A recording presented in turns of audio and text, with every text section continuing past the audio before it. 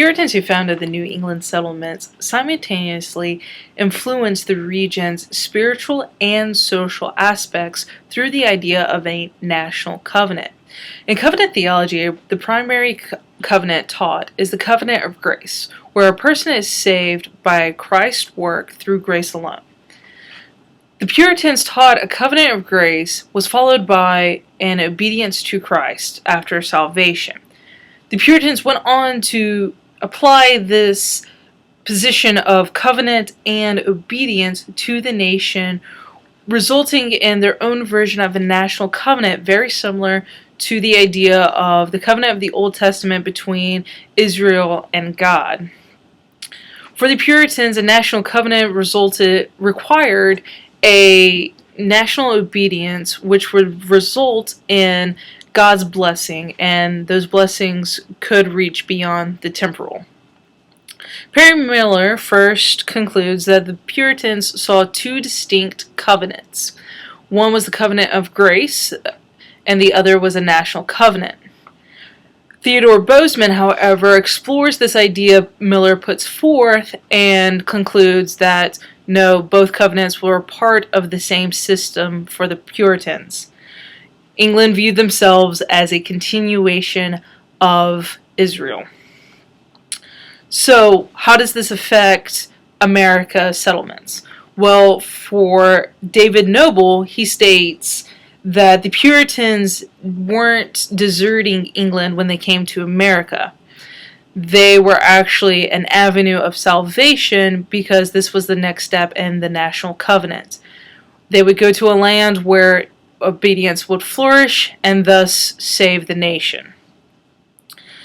John Winthrop is a prime example of this idea of national covenant theology and its application. Winthrop's sermon, A Model of Christian Charity, is most known for its idea of Winthrop wishing for New England to be viewed as a city on a hill, as an example to those around them. He's already put forth an idea of the morality of this new colony. He also uses very collective terms frequently throughout the sermon, terms such as company, community, cohabitation, communion, and so forth. Again, he's focusing on the communal aspect of the colony. He also directly states, "We are commanded this day to love the Lord our God, to love one another, to walk in his ways and keep his commands and his ordinance and his laws and the articles of our covenant with him, that the Lord our God may bless us and the land whither we go to possess it."